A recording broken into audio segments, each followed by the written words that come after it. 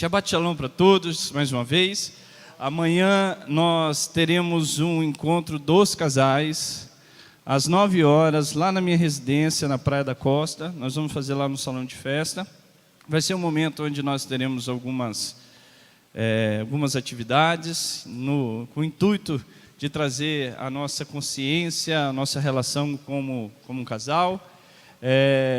Então não deixe de estar conosco, venha, a sua presença será uma bênção para todos nós, será às 9 horas e depois nós teremos o ensino da palavra, tá bom?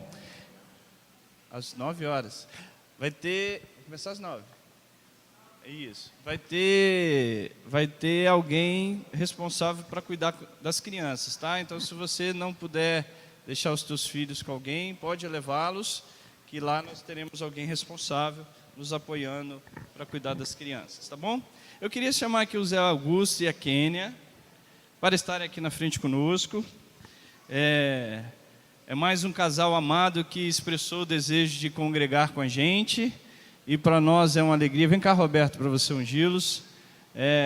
Para nós é uma alegria ter esses irmãos amados. Acho que a Kênia não estava nem sabendo, né? Está sabendo agora, né? O maridão já tinha comunicado, mas não falou quanto que seria, né? Para nós é uma alegria ter vocês aqui, tá? Nada somos do que irmãos que estamos aqui um para ajudar o outro, porque nós entendemos que nós só conseguimos crescer espiritualmente vivendo em comunidade. Isso é importante, né? O Eterno não criou o homem para viver só, nem o casal para viver fora da sociedade.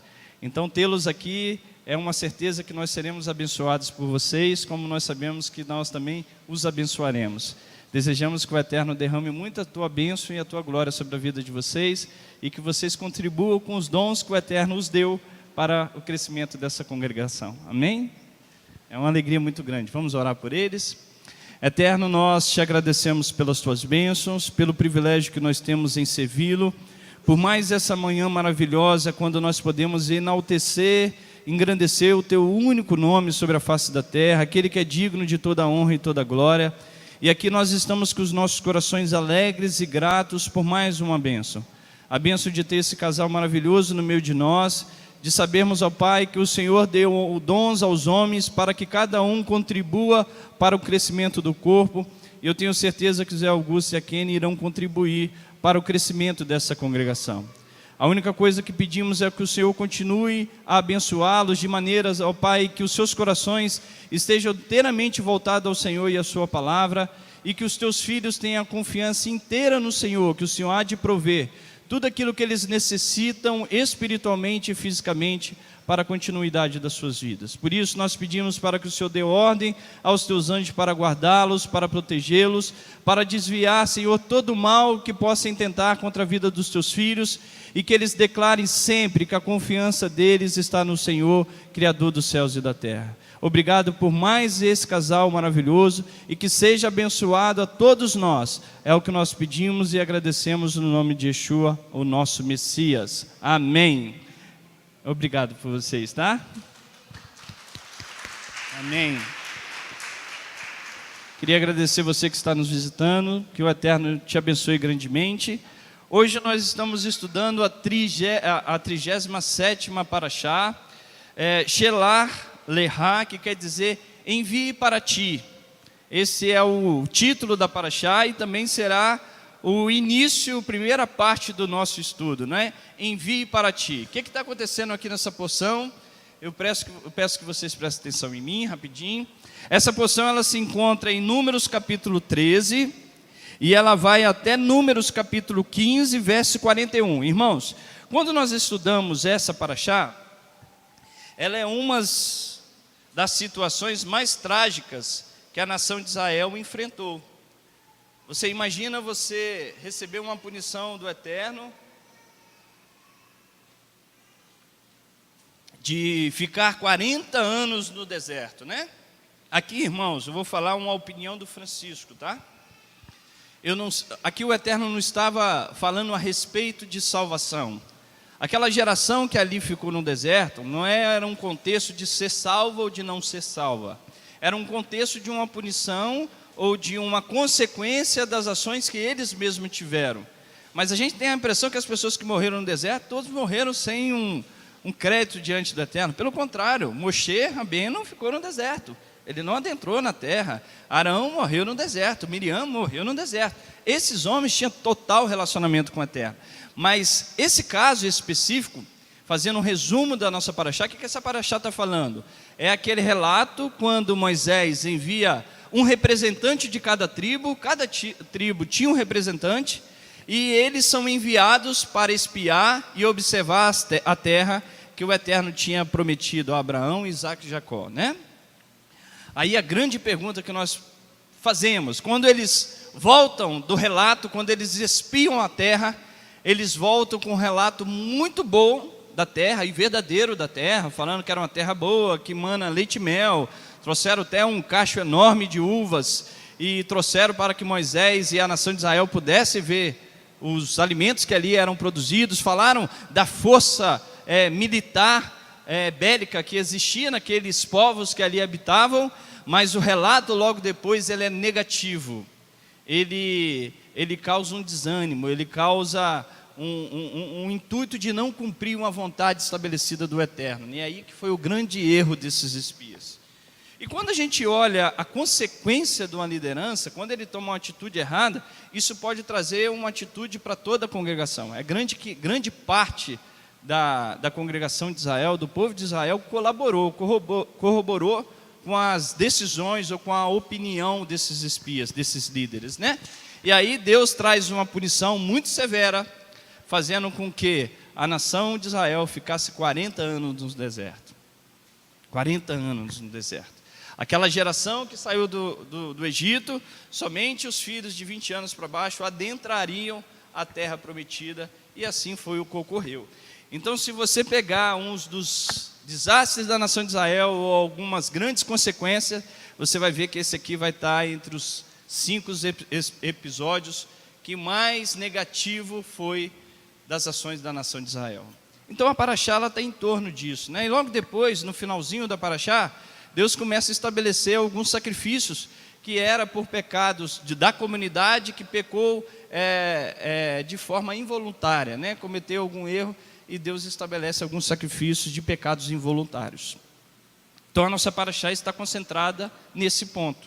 Só para que vocês entendam, olha lá, ó, Números 13, vamos ler de novo, do verso 1, diz assim, ó.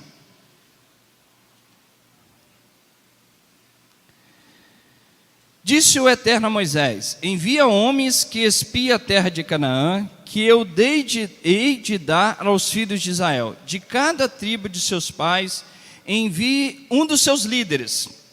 Enviou Moisés do deserto de Parã, segundo o mandado do Eterno. Todos aqueles homens eram líderes de Israel. Aí ele começa a descrever um representante de cada tribo. Da tribo de Ruben, da tribo de Simeão, de Jehudá, de Sacar, e assim ele vai contando. No final, no verso 16, diz assim, ó, são esses homens que Moisés enviou para espiar a terra. Moisés deu a Oséias, filho de Nu, o nome de Josué. Se você passar um pouquinho, no verso 25, após eles avistarem, Moisés dá uma orientação do que eles deveriam observar. Se a terra era boa, como que era a terra, como que ela era cercada, quem era que habitava lá. Qual que é o intuito de Moisés? Entender uma expedição militar. Isso é extremamente normal. Qualquer guerra que exista, você fazer uma expedição na terra na qual você vai guerrear, é algo simples, é algo normal. Entenda a força militar, entenda a capacidade de defesa desse país, como ela está cercada, quem são aqueles que vão guerrear. Isso é normal. Como que é essa terra? Por onde eu devo entrar? São coisas naturais dos seres humanos, do ser humano, está dentro da racionalidade dele, né? E Moisés faz isso, ele manda esses espias. E aqui o verso 25 diz assim, ó, ao fim de 40 dias voltaram de espiar a terra. Vieram Moisés, Arão e a toda a comunidade dos filhos de Israel no deserto de Parã a Cádiz. Deram-lhes conta a eles, bem como toda a comunidade, e mostraram-lhes o fruto da terra. Relataram a Moisés o seguinte: fomos à terra que nos enviaste, nela verdadeiramente mana leite e mel, este é o seu fruto. O povo que habita nessa terra, porém, é poderoso, e as cidades fortificadas, muito grandes. Também vimos ali os filhos de Enaque, os amalequitas habitam na terra de Neguebe, os heteus, os jebuseus, os amorreus habitam na parte montanhosa, e os cananeus habitam junto ao mar, ao longo do Jordão. Então Calebe fez calar o povo perante Moisés e disse: subamos animosamente e possuamo-la em herança, pois certamente prevaleceremos contra ela. Os homens com que eles subiram, porém, disseram: não podemos atacar aquele povo, pois é mais forte do que nós. Irmãos, deixa eu só acertar meu talite aqui, que está errado. Irmãos, quando nós olhamos, a primeira coisa que eu preciso entender aqui, que quando a gente observa aqui uma grande transgressão, que foi uma descrença da nação de Israel, às ações do Eterno, aos milagres que ele já tinha realizado, o pastor José deu aqui uma teoria que está dentro dos ensinos judaicos, que os líderes não quiseram partir para a terra, porque lá eles teriam que trabalhar, e no deserto eles tinham o privilégio de estudar a Torá e viver uma vida espiritual plena, sem se envolver com as coisas materiais. É uma teoria que é boa, porque você não pode buscar as coisas espirituais e esquecer das materiais, elas andam juntas. Você não pode dar lugar a um que pertence ao outro.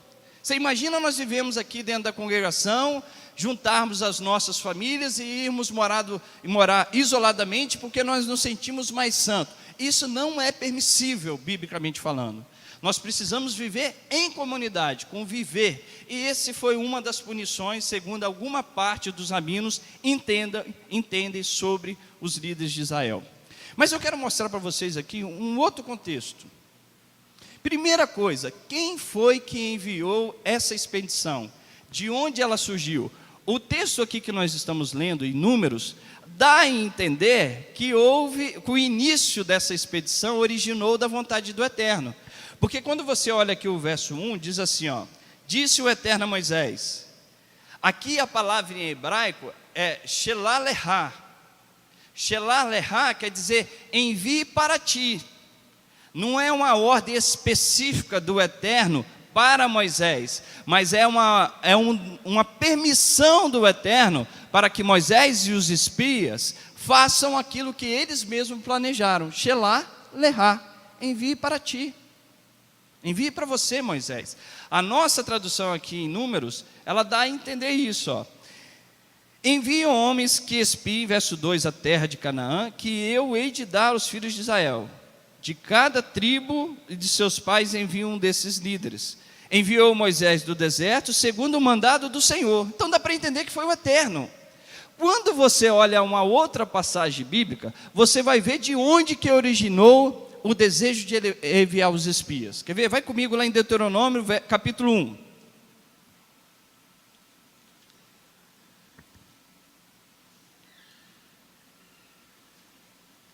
Deuteronômio, capítulo 1.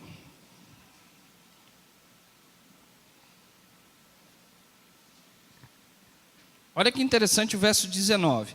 Aqui você vai entender aquela situação dos espias de forma mais clara.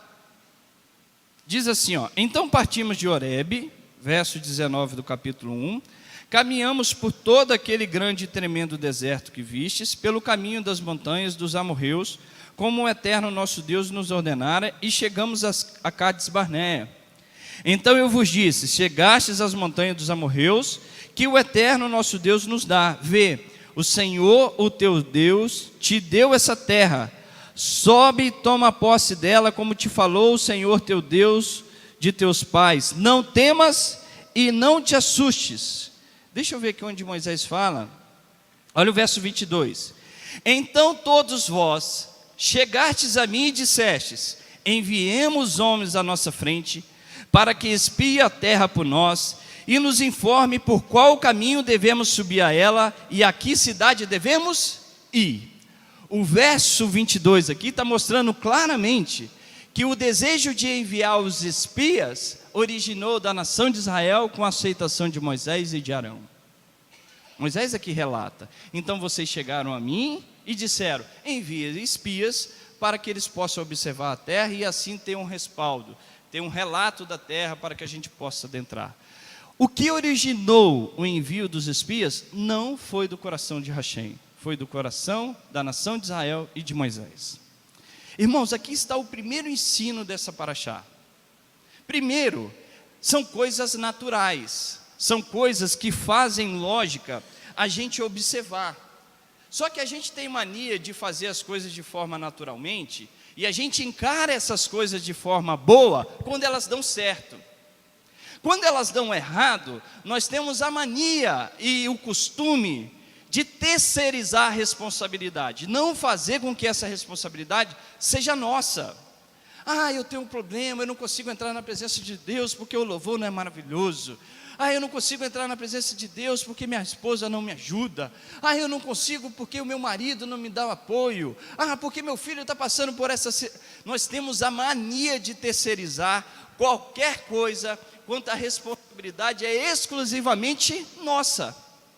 É o primeiro passo, irmão, quando nós cometemos algum erro diante de Hashem, a primeira coisa que nós precisamos para obter o perdão daquilo que nós transgredimos é reconhecer que essa responsabilidade é nossa. Pastor José falou de um texto aqui de Crônicas, capítulo 7.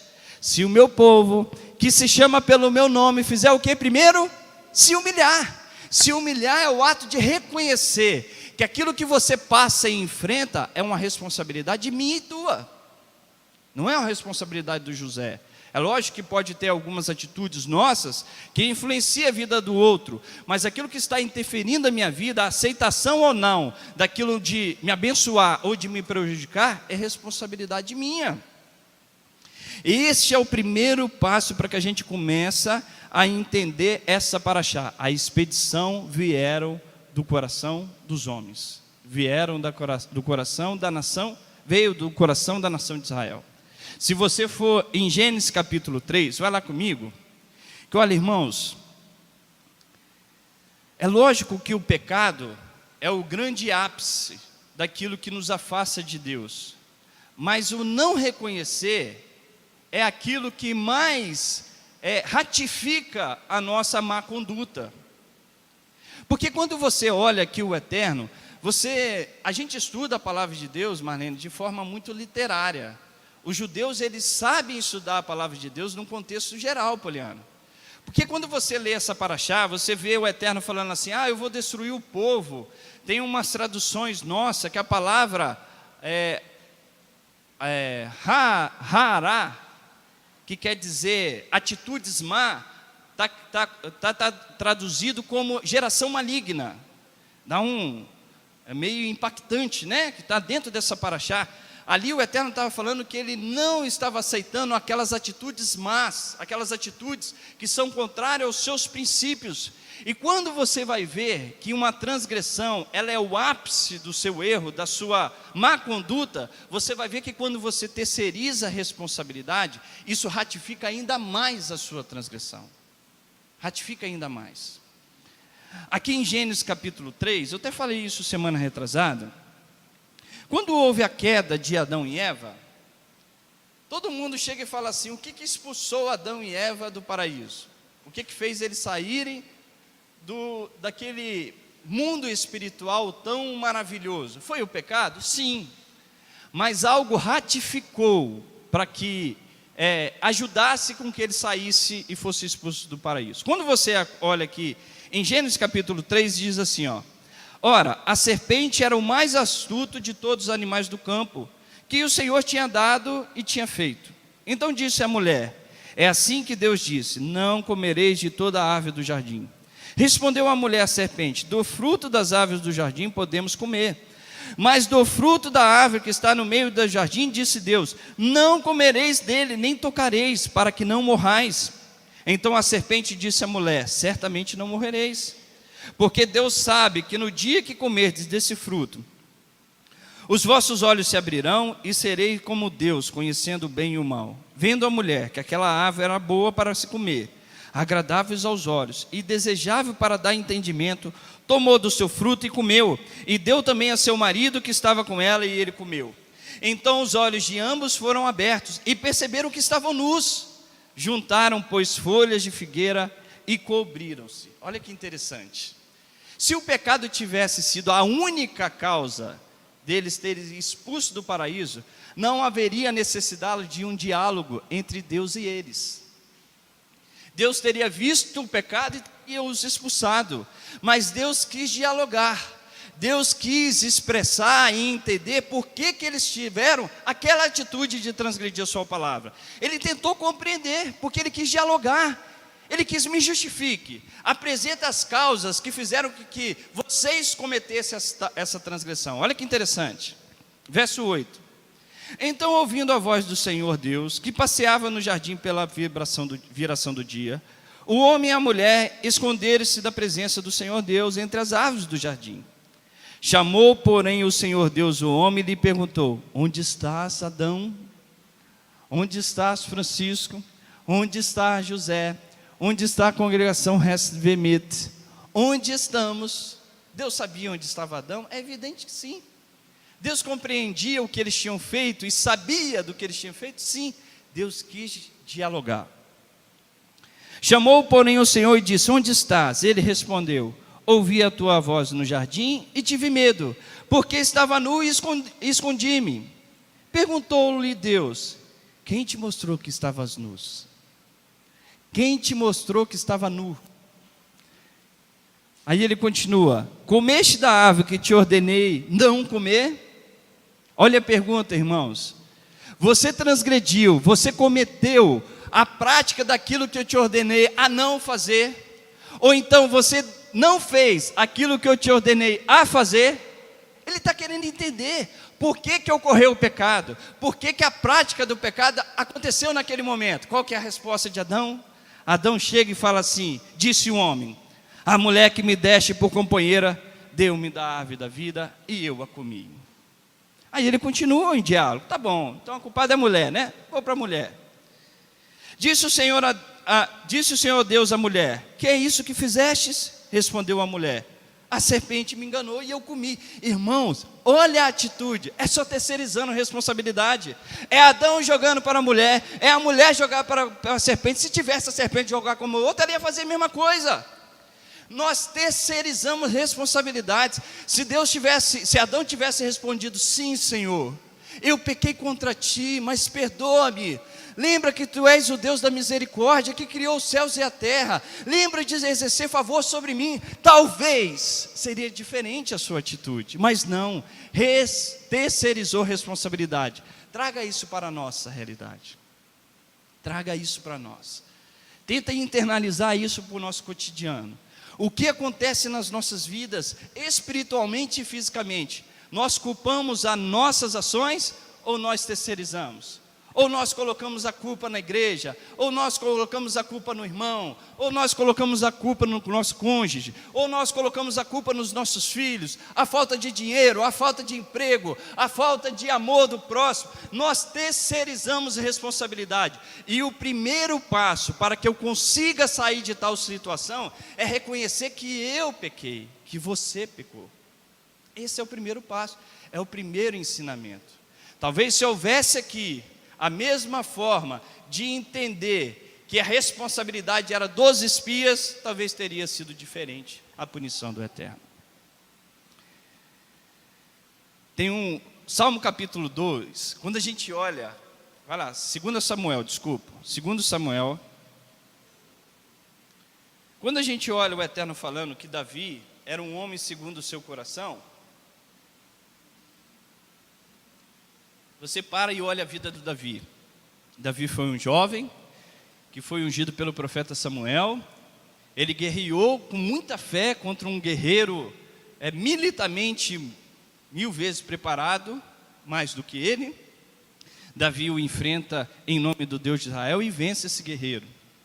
Depois Davi se torna rei, respeitando aquele líder, sem amaldiçoá-lo, sem querer usurpar aquilo que ainda o Eterno não tinha dado. Ele espera durante muitos anos e ele herda o reino de Israel.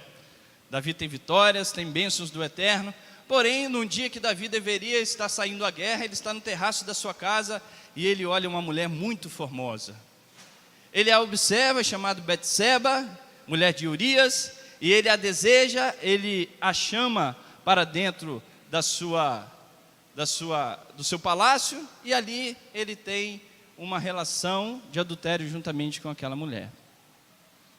Quando Davi, você para olhar a história de Davi, tem os seus filhos com sérios problemas, um filho violenta, faz uma violência contra a sua própria irmã, filho matando, irmão matando o outro irmão. Quando você vê um filho tomando o seu trono, você vai olhar e fala assim, mas esse homem era um homem segundo o coração de Deus? Porque você olha o coração de Deus e fala assim, você não vê essas coisas, Deus é puro, Deus é santidade, mas esse homem é segundo o coração de Deus, por que que ele é? Deus falou, sim, é este. Por que que este homem é segundo o coração de Deus? Vamos entender a diferença? E está aqui, ó, 2 Samuel, capítulo 12. Olha que lindo esse texto, ó. Capítulo 12, verso 1, diz assim, ó, o Eterno enviou Natã a Davi. Entrando ele na presença de Davi, disse-lhe, havia uma cidade 2 homens, um rico e outro pobre. O rico tinha ovelhas e gado em grande número, mas o pobre não tinha coisa nenhuma, senão uma pequena cordeira que comprara e criara, e que em sua casa cresceram com seus filhos. Do seu bocado comia, do seu copo bebia, e dormia em seu regaço. Ele a tinha como filha. Chegando o viajante ao homem rico, não quis este tomar das suas ovelhas e do gado para dar de comer ao viajante que viera a ele. Em vez disso, tomou a cordeira do pobre e preparou para o homem que havia chegado. Então o furor de Davi se acendeu sobremaneira contra aquele homem, e disse Natã, tão certo como vive o Senhor, digno de morte é esse homem. Pela cordeira restituirá o quádruplo, porque fez tal coisa e não se compadeceu. Então disse Natã a Davi, tu és este homem, Davi. Assim diz o Senhor, o Deus de Israel, eu te ungi rei sobre Israel, e te livrei das mãos de Saul. Te dei da casa de teu senhor, e as suas mulheres, e as mulheres de teu senhor em teus braços. Também te dei a nação de Israel e de Judá. E se isso fosse pouco, te acrescentaria muito mais. Porque desprezastes a palavra do Senhor, fazendo mal diante dos teus olhos, a Urias o Heteu, mataste a espada, e a sua mulher tomaste por tua mulher. A ele mataste com a espada dos filhos de Amon. Agora, portanto, a espada jamais se apartará da sua família, porque me desprezastes, e tomaste a mulher de Urias o Heteu para ser tua mulher. Olha o verso 13, irmãos. Então disse Davi a Natã, pequei contra o Senhor. Essa pequena frase foi fundamental para que Davi não perdesse o seu reino. Essa pequena frase foi fundamental para que Davi alcançasse o perdão do seu pecado. Essa pequena frase foi fundamental para que Davi começasse a restaurar a sua vida espiritual. Eu pequei contra ti. Se Davi tivesse dito, não Senhor, foi por causa dos meus filhos, não Senhor, eu deveria estar na guerra, mas eu estava aqui no terraço e veio o desejo na minha cabeça, não Senhor, foi por causa dos líderes, não Senhor, ele teria perdido o reino, ele teria perdido a oportunidade de restaurar a sua vida espiritual diante do Eterno, mas ele disse, sim Senhor, eu pequei contra ti. Irmãos, é aí que nós precisamos analisar a nossa vida. Quem pecou? Fomos nós? Fomos nossos pais? Se foi, nós precisamos interagir junto com eles. Quando Daniel estava orando pela nação de Israel, você vai ver que todos os verbos ali utilizados, todas as pessoas que estavam ali sendo utilizados, não era na primeira pessoa do singular, mas estava na terceira pessoa do plural. Nós pecamos, nós fizemos. Ele se colocava no meio da nação de Israel. Nós pecamos contra ti, Senhor. Este é o primeiro passo para obter o perdão. Esse é o primeiro passo para restaurar a nossa vida espiritual. Reconhecer que somos nós o culpados pela nossa atitude. Se você ler o Salmo 51, que é o salmo que Davi faz logo depois dessa exortação de Natã, ele escreve o Salmo 51. É lindo esse salmo, né? Que ele fala assim, eu pequei contra ti, os meus pecados estão diante de ti. Contra ti somente pequei e fiz o que é mal diante dos teus olhos, de modo que é justificado quando falas e puro quando julgas. Ou seja, Davi reconheceu que o seu pecado, ele se originou no seu coração. Esse é o primeiro ensino da nossa paraxá. Então, para que nós consigamos restaurar a nossa vida espiritual, começa por essa etapa. Irmãos, quando você olha essa parte aqui, porque eu já li muito aquele texto com vocês, não precisa ir lá, mas Gênesis capítulo 27, Gênesis capítulo 1, verso 27 diz assim, disse Deus, façamos o homem a nossa imagem, como nós, e que domine sobre o peixe, sobre os pássaros, o gado e todas as criaturas rastejantes sobre a terra. Quando você estuda os ensinos judaicos, dentro do judaísmo é muito simples você estudar um rabino que tem a opinião A e outro que tem a opinião B, discordando totalmente do A. E eles se respeitam de forma muito, muito séria. Isso é normal, isso deveria ser normal dentro das nossas vidas, né? O Rabino Rashi, ele ensina que esse texto, quando Deus fala, façamos o homem à nossa imagem, à nossa semelhança, alguns rabinos entendem que isso só se refere a assuntos espirituais, e Rashi entende que isso se refere ao nosso intelecto, a nossa capacidade de raciocínio, a nossa capacidade de entender o que é benéfico e aquilo que é maléfico, aquilo que é bom e aquilo que é prejudicial. Essa é a característica que Deus nos fez, segundo Rashi, para que nós sejamos semelhantes a Ele, capaz de discernir entre o bem e o mal. Então o primeiro texto fala sobre essas ações. Todas as vezes que você pecar contra o Eterno, a responsabilidade, o intelecto que Deus te deu, é capaz de fazer com que você seja único responsável pela sua transgressão. Você não pode terceirizar essa responsabilidade. O segundo ponto que eu quero mostrar é sobre a ordem dada a Moisés aos espias. Volta comigo lá em Números capítulo 13.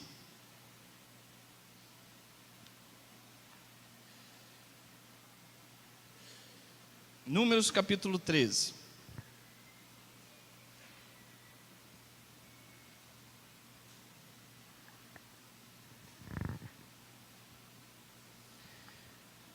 Olha só, irmãos, aqui no verso 17, Moisés ele dá uma ordem do que os espias poderiam observar.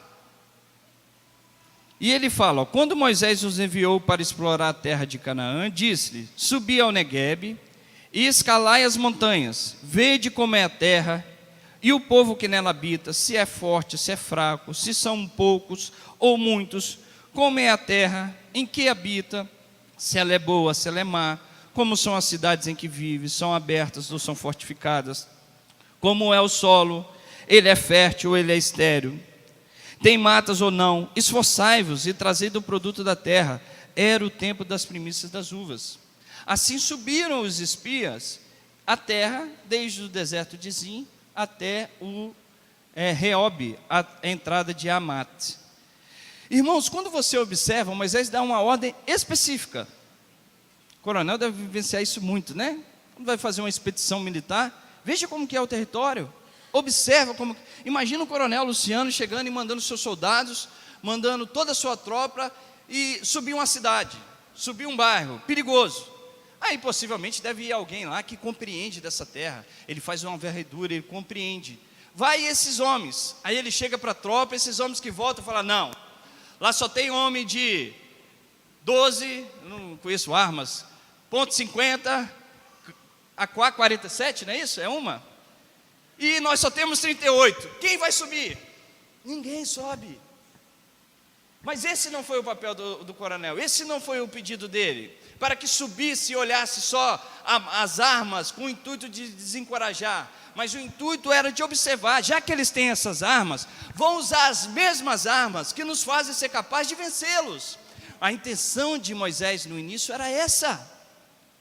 Irmãos, só que quando você busca assuntos naturais, porque isso é natural, mas dentro do contexto bíblico, nós somos envolvidos por dois aspectos, aspectos naturais e aspectos espirituais. Esses dois aspectos na nossa vida não pode ser desassociado. Em momento nenhum, eu vou dar um exemplo. Uma vez nós estávamos ministrando para um casal. Aí eu cheguei para uma das pessoas deste casal e falei assim: não é lícito você se separar, não é lícito você deixar o seu esposo. Ah, mas eu quero ser feliz. Falei: vamos trabalhar para que sejamos felizes juntos. É esse o intuito, é esse o objetivo. Aí a pessoa chegou e falou, eu dei um exemplo: eu conheço um monte de gente que não tem compromisso nenhum com Deus e são felizes dentro de um casamento. Porque eu cheguei no momento e falei assim: todos nós somos testemunha do seu casamento. E quando você chama um convidado, quando você chama uma testemunha, esse convidado, ele não está ali só de forma social, ele tem uma responsabilidade espiritual perante o casamento. Então, quando as coisas estão incorretas, o papel desses que são testemunhas é estar ali ajudando, apoiando. Eu lembro o que você falou, é na saúde, na doença, é até que a morte o separe, é até que você sofra alguma coisa que faz com que Deus separe você e o seu marido, mas até o momento que Deus não fizer, que seja vocês a estarem unidos. Você assumiu um compromisso diante do Eterno. Aí a pessoa falou assim: mas eu conheço um monte de gente que não tem compromisso com Deus e tem a família feliz. Irmãos, você não é Deus. Se Deus está abençoando essa família, mesmo você ter um compromisso com Ele, é um papel de Deus. Ele manda a chuva sobre justos e injustos, Ele abençoa quem quer abençoar. Mas se você assumir um compromisso com Deus, é diferente. Você não pode desassociar o espiritual do físico. Você não pode ter o parâmetro de outras pessoas. Se você olhar o Salmo 73, não precisa ler, senão nós vamos demorar muito.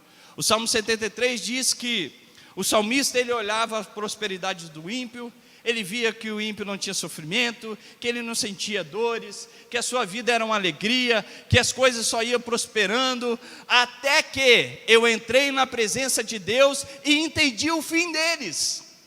Aí ele pôde compreender que talvez uma pessoa desassocia o mundo espiritual do físico, e pode até prosperar, porque a gente tem uma visão de prosperidade muito contrária da Bíblia. Mas eu e você, que assumimos um compromisso com o Eterno, não podemos desassociar o espiritual do físico. A nação de Israel, quando eles sobem para olhar a terra, eles só olham aquilo que é material.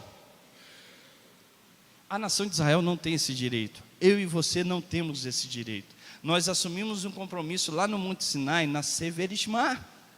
Nós assumimos um compromisso de crer em Yeshua HaMashiach e servimos ao único Deus. E Ele diz que aquele que tem os meus mandamentos e o guarda, este é o que me ama. Nós não temos o direito de desassociar o espiritual do físico.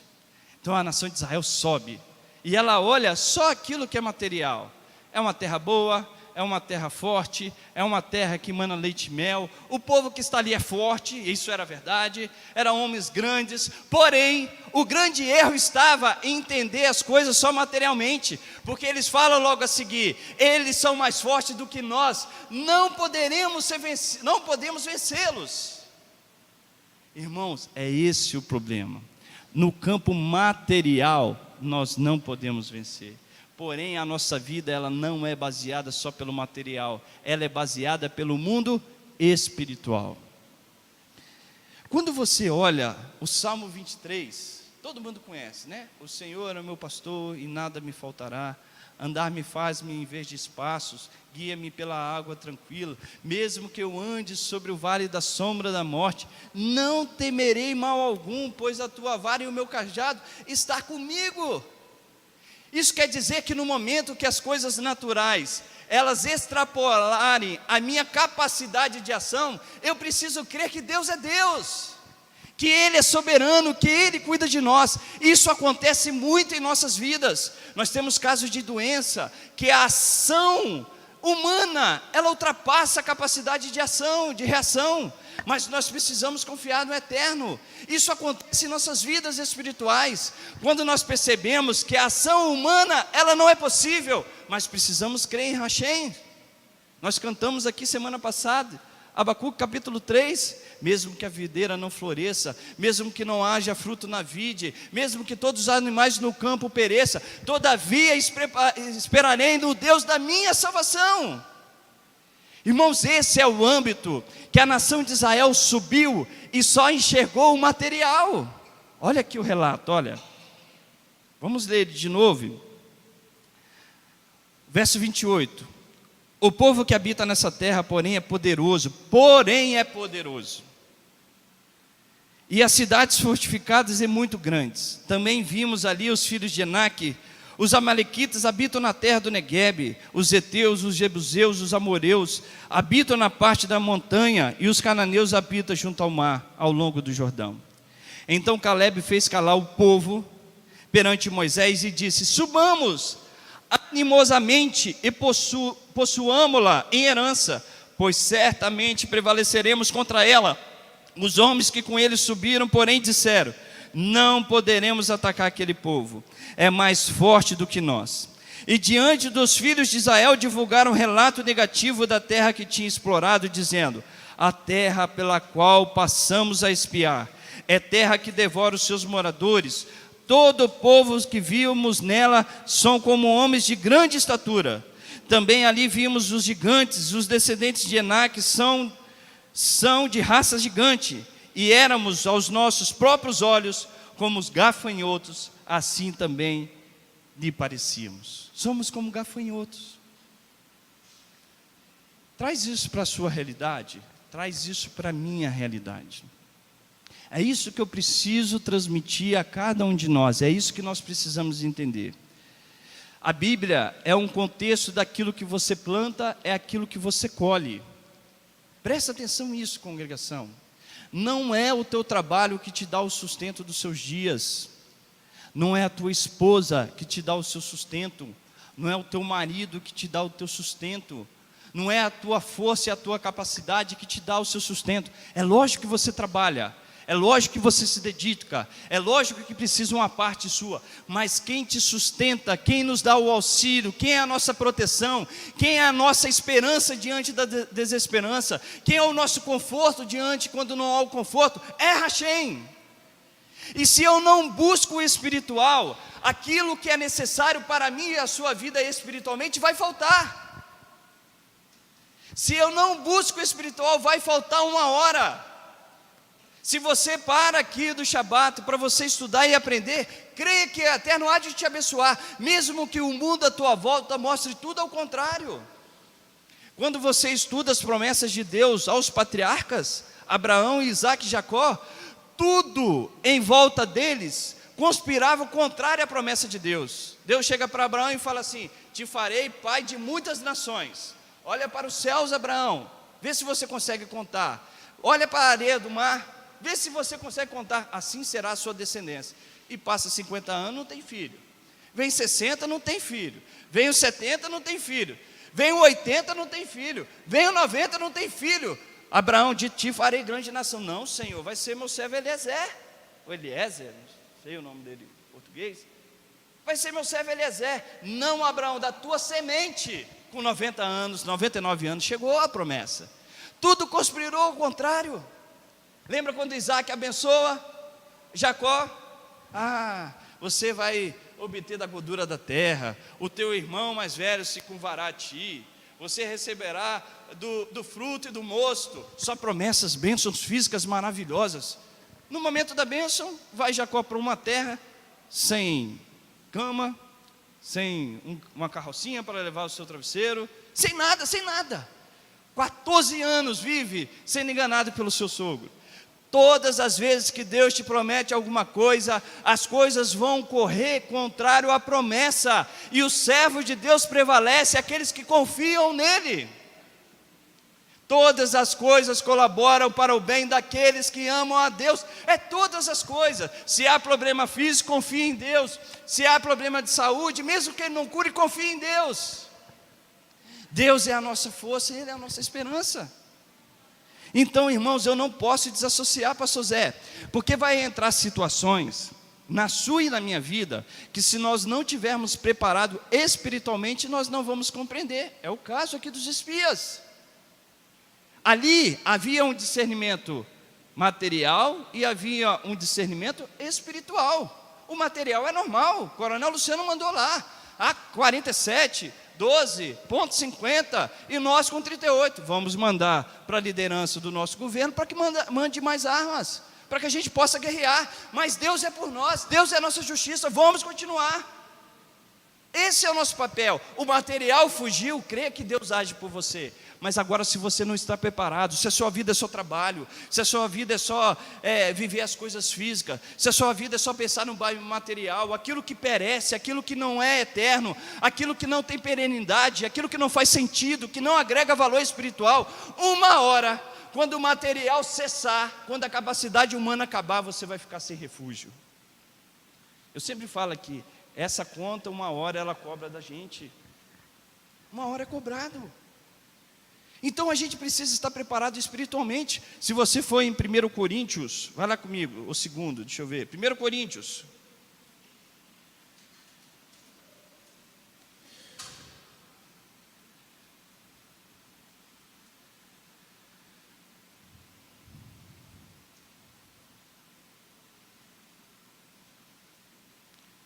Capítulo 2, olha que interessante. Aqui Paulo está falando assim, ó, não desassocie o espiritual do físico.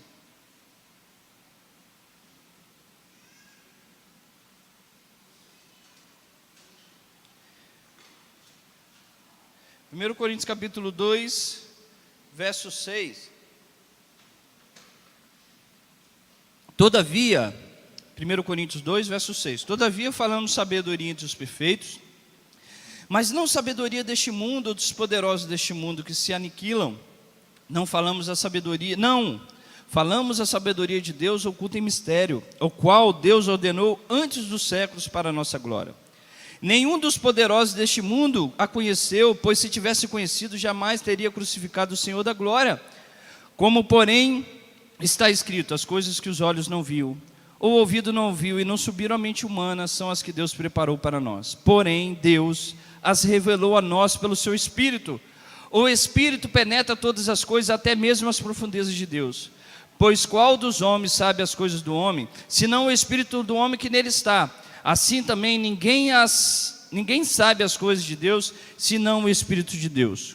Nós, contudo, não recebemos o Espírito do mundo, mas o Espírito que provém de Deus, para que pudéssemos conhecer o que nos é dado gratuitamente por Ele. Disso também falamos, não com palavras de sabedoria humana, mas com a que o Espírito Santo nos ensina, comparando as coisas espirituais com as espirituais. O que é espiritual, porém, discerne bem todas as coisas, e ele por ninguém é discernido. Pois quem conheceu a mente do Senhor para que possa instruir? Mas nós temos a mente de Yeshua. Você tem a mente de Yeshua. Eu tenho a mente de Yeshua. Nós podemos ter a mente do nosso Mashiach, que quando falava, ele falava aquilo que ele sabia que Deus estava pronunciando. Ele tinha uma mente voltada para o mundo espiritual e a sua Torá. Esse é o contexto, irmãos. Vai chegar uma hora que você vai se deparar com situações que vai exigir o espiritual de você. Só que lembra que eu falei que a Bíblia é aquilo que nós plantamos, é o que colhemos? Se você plantou atitudes espirituais, você colherá uma fé espiritual. Se você não plantou atitudes espirituais, na hora que o natural sair e não puder mais agir, nós ficaremos com falta e com carência daquilo que é mais importante, que é o espiritual. Então se preparem. Nós precisamos nos preparar, porque isso vai ser exigido da nossa vida. A nossa vida é uma trajetória. Se eu e você falamos nascer Verismar, assumimos um compromisso com Deus, vai ter situações que Deus nos provará para que o material não seja a nossa esperança, mas seja o espiritual, que nós nos apeguemos a Ele. E aqui está a grande lição, mais uma vez, dessa paraxá. Aqueles que subiram, com exceção de Caleb e Josué, eles só estavam voltados para aquilo que era material, e não observaram aquilo que era mais importante, que era o espiritual. Podemos vencer, é mais forte do que nós, foge a nossa capacidade humana, foge da nossa força natural, e nós precisamos exercer o espiritual. Quando você olha essa paraxá, pastor Zé, aí eu faço uma grande pergunta. Eu entendi, a primeira parte, que eu não posso terceirizar a responsabilidade.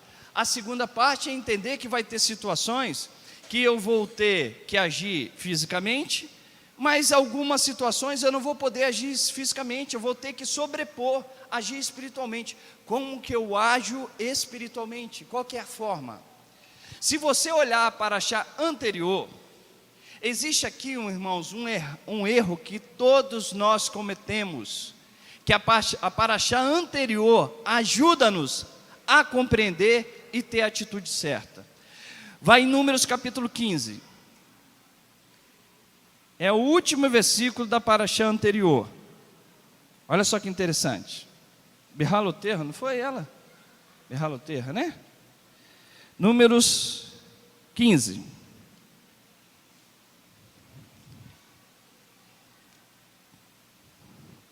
Diz assim, ó, verso 37. 37, Números 15, verso 37.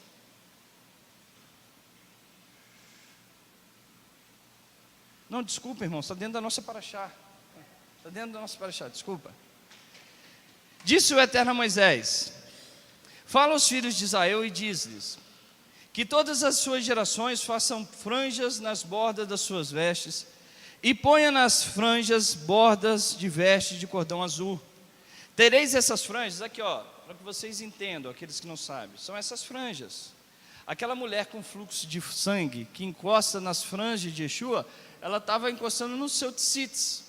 Esse aqui é um talit gadol, é um grande talit, é grande. O talit katan, são esses que nós usamos dentro do nosso corpo. Ele também tem as franjinhas, eu utilizo por dentro da minha calça. Mas muitos judeus, a maioria, usa por fora. Essas franjinhas, elas servem com dois objetivos. É uma forma didática do Eterno, de nos fazer enxergar e olhar sempre as coisas espirituais.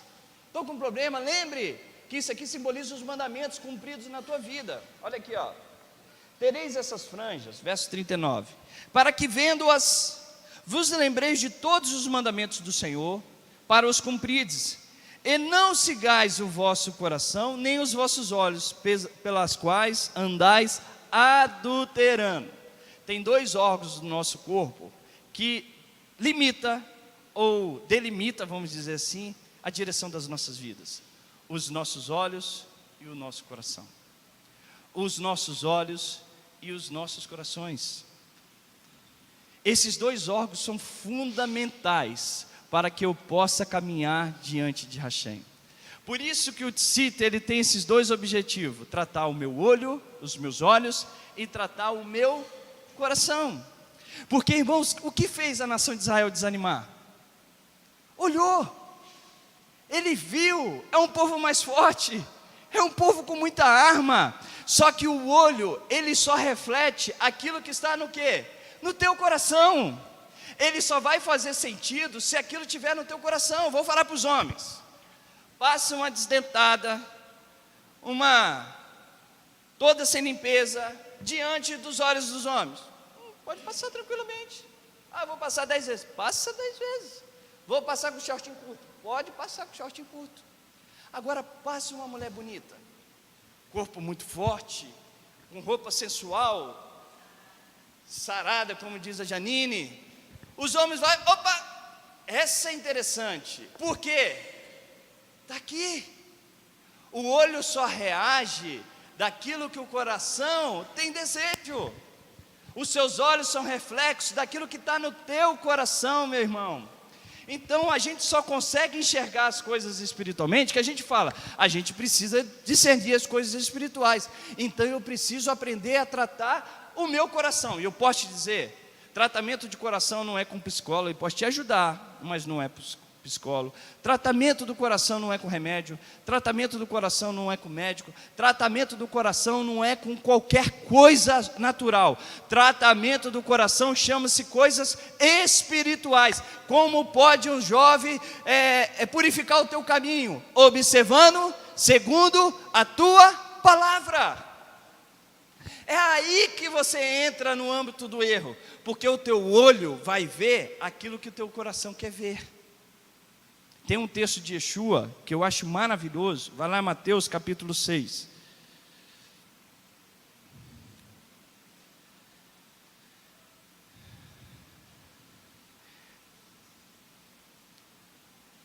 O rabino Yehoshua, tem o mesmo nome de Yeshua, né? Yehoshua diz: o olho mau, a má inclinação e o ódio ao próximo arrebenta o homem no mundo.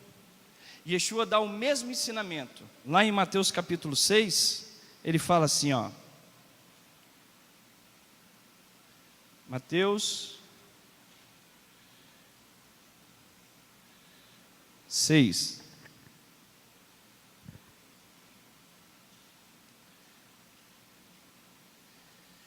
Verso 19.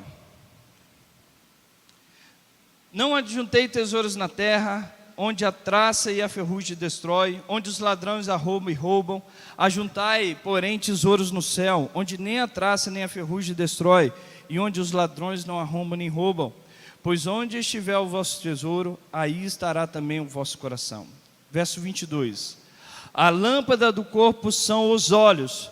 Se os teus olhos forem bons, todo o teu corpo terá luz. Se, porém, os teus olhos forem maus, todo o teu corpo estará em trevas. Portanto, se a luz que há em ti são trevas, quão grandes são essas trevas?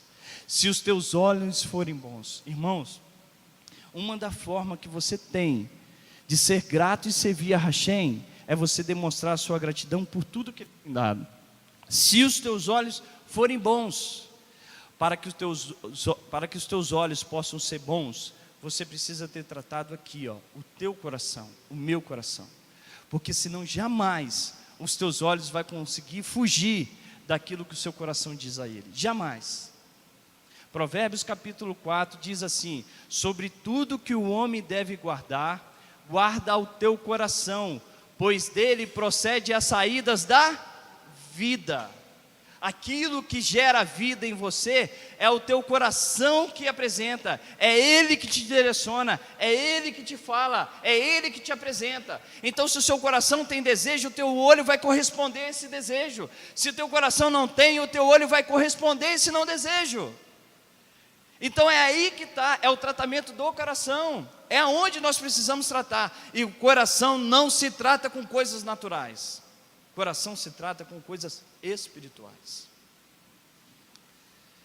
E para finalizar, eu até coloquei aqui, ó, os olhos são a porta de entrada para o pecado. Ele inflama o coração e ambos impulsionam o homem ao pecado. Mas qual dos dois órgãos precisam ser tratados? O olho ou o coração?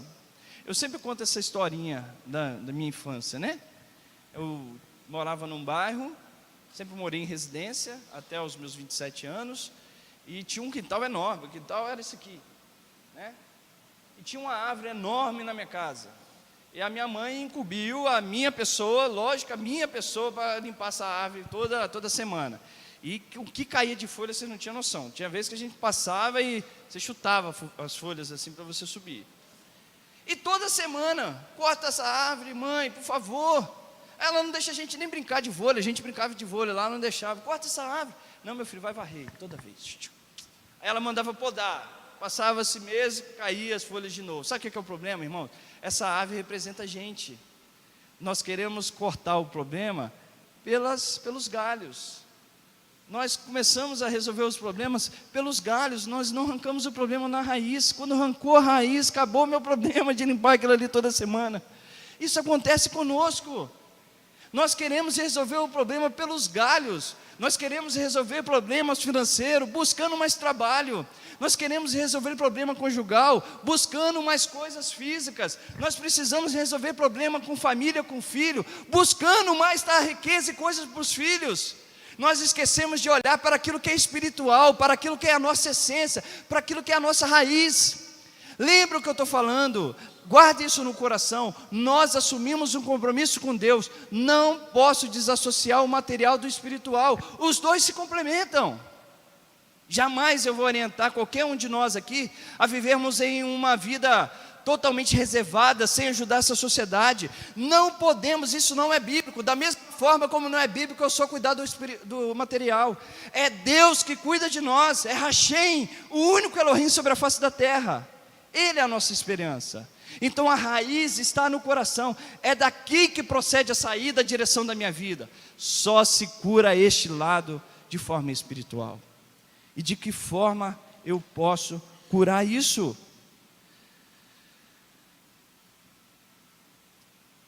Irmãos, para a gente finalizar, fica de pé rapidinho. Números 14, deixa eu ver o que está escrito lá, que eu não coloquei aqui.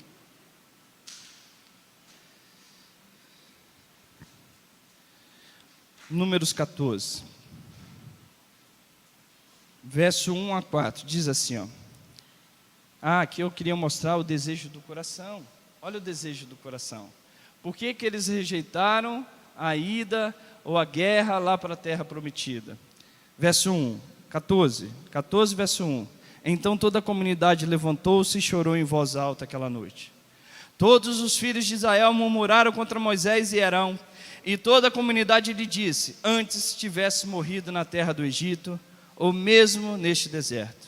Porque nos traz o Senhor essa terra para que caiamos a espada e que nossas mulheres e as nossas crianças sejam por presa? Não nos seria melhor voltarmos ao Egito? E dizíamos uns aos outros: levantemos um líder e voltaremos para o Egito. Os olhos só colaborou com aquilo que estava no coração. Aí eu quero fazer uma pergunta. Como que nós podemos tratar o nosso coração? Observando segundo a tua palavra. Nós oramos, ou só aqui? Não faz sentido. O que nós queremos ensinar às famílias é que as nossas vidas sejam pautadas diariamente com a vida espiritual. Eu vou falar novamente o que os rabinos ensinam. A oração é para o corpo, para o espírito, assim como é o alimento para o corpo. Venha comer só no Shabat, você vê se aguenta chegar aqui. Espiritualmente é a mesma coisa. Vou fazer uma pergunta aos maridos: vocês abençoam as suas esposas? Ou você só fica dentro de casa tendo um prazer de uma televisão? Ou só tem um prazer, chega cansado e nós chegamos cansados? Ou se nós só temos prazer nas coisas materiais? Vou perguntar às esposas: vocês convidam os seus maridos a serem incentivados à oração? Esse é um papel de um cônjuge. Vou perguntar aos filhos: vocês pedem aos pais para abençoar vocês? Vou perguntar aos pais: vocês abençoam os seus filhos? Será que as nossas famílias estão preparadas? Se um dia, o meu desejo, eu vou ser muito sincero com vocês, é que essa congregação perdure, que os nossos filhos sejam os líderes dessa congregação, que eles falem em hebraico fluente, que eles tenham Yeshua como o seu Mashiach, que tenha Deus como seu único Deus sobre a face da terra. Mas se um dia essa congregação terminar, que Deus não nos ouça nesse sentido, que não termine, que Ele nos prospere. Mas será que as nossas vidas estão pautadas naquilo que é espiritual? Será que nós estamos preparados para isso? Para verdadeiramente enfrentarmos essas situações? Para reconhecer que Deus é a nossa esperança, Ele é a nossa força? Essa é a pergunta. Irmãos, nós queremos vencer o pecado, mas nós não lutamos para vencê-lo. Nós não buscamos tratar aquilo que é a saída da nossa vida, que é o coração. E isso não vai se tratar dormindo, isso não vai se tratar trabalhando, isso não vai se tratar tendo uma relação social somente. Isso vai se tratar com o coração, com o estudo da palavra, com amor, com a ajuda de Sedaká, com auxiliar o teu próximo, com você ser justo. Eu ensinei semana passada: o teu dinheiro não é só teu, o meu dinheiro não é só meu. Nós somos canais de bênção para abençoar o próximo. Essa é a pergunta. Será que nós estamos preparados para viver uma vida realmente o que Deus espera? Queremos tratar o nosso coração? Aí que é a pergunta. Se queremos, quem quer tratar o coração? Levante a mão. Todos queremos. Agora, estamos pagando preço para isso? Yeshua diz que o reino dos céus se conquista com o quê? Com labuta, com luta, com muito trabalho. Se a nossa justiça não exceder dos escribas e fariseus, de maneira nenhuma entraremos no reino dos céus. Vai ver um escriba. Yeshua não estava menosprezando eles, não. Yeshua estava vendo, vai ver como eles se dedicam, vai ver a oração, vai ver o preço que pagam. É aí que está a grande questão, irmãos. Tem uma frase escrita no Piquet Avot, que é a ética dos pais, que diz assim, ó: se alguém lhes diz: eu me esforcei, mas não encontrei sucesso no estudo da Torá, da palavra de Deus, não acredite. Se alguém te disser: eu não me esforcei, mas encontrei, não acredite. Mas se alguém te disser: eu me esforcei e consegui, aí sim acredite. Quer ter a tua vida espiritualmente pautada? Quer ter o coração mudado? Creia que Deus é poderoso para mudar o nosso coração. Eu sempre falo, eu não gosto de ouvir essa palavra. Deus não muda o ser humano, Deus muda e transforma. Eu conheço homossexuais que não são mais, eu conheço assassinos que não são mais assassinos, eu conheço traficantes de droga que deixaram de ser, porque Deus transforma o coração do homem. E Ele é poderoso para fazer. Então creia nisso, mas só vem pela oração, só vem com a bênção, só vem com o convívio, só vem com a tzedaká, só vem com a justiça social. São 3 coisas que prezam e cuidam desse mundo. É a oração, é você fazer a tzedaká e é o serviço, avodá, que é você fazer o serviço ao Eterno. Então se firme nessas coisas. Esse é o intuito, o desejo dessa congregação é ensinar que aqui realmente seja o reflexo do que nós vivemos no nosso cotidiano. Amém? Vamos orar juntos? Eterno, nós te louvamos por tuas bênçãos. Nós agradecemos ao Senhor pelo privilégio que nós temos aqui de exaltar o teu nome, de reconhecer o teu amor sobre nós, de reconhecer a tua grandeza, por estarmos juntos nesse Shabat, Pai, para declarar que tu és não somente o Deus das nossas vidas, mas o Criador do universo, de toda a terra. Nós cantamos louvores maravilhosos que exaltam o teu nome e nos faz reconhecer o quão pecadores e pequenos nós somos.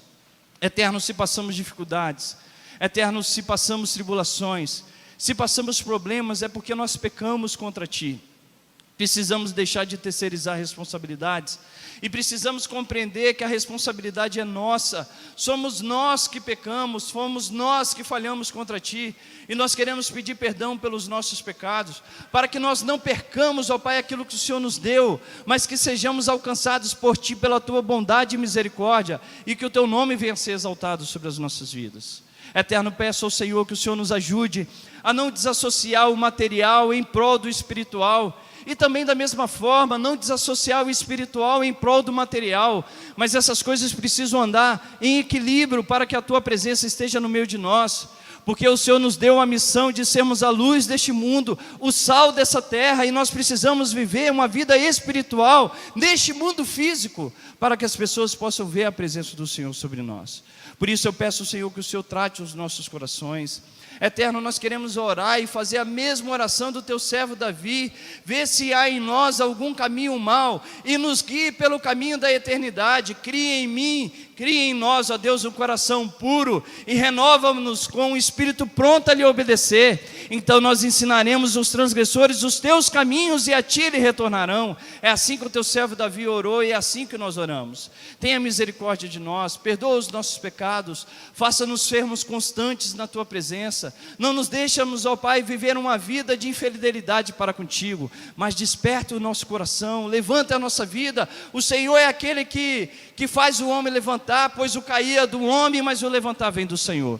Por isso eu peço a tua bênção sobre cada um de nós, sobre as nossas famílias, e que seja o teu nome exaltado. Abençoe a cada varão, que os teus filhos compreendam o papel de abençoar suas esposas. Abençoe as suas esposas, para que elas sejam, Senhor, a coluna nos seus lares, para que elas sejam a face do Senhor a brilhar no seu lar, e que os seus filhos possam dizer que bem-aventurada és tu. Que o Senhor possa manifestar a tua presença na vida dos nossos filhos. Desejamos que eles tenham experiências com o Senhor, Pai. Muitos deles só gostam de videogames, de internet. Eterno, nos ensina a ter equilíbrio, para dar equilíbrio aos nossos filhos. Por isso eu peço que o Senhor nos abençoe. Obrigado por tudo. Abençoe a nossa semana, abençoe a reunião que faremos amanhã. Seja o Senhor a estar conosco a todo momento, e que o teu nome venha a ser exaltado sobre as nossas vidas. Nós te louvamos pela tua palavra, é o que pedimos e oramos no nome de Yeshua, o nosso Messias. Shabbat Shalom para todos.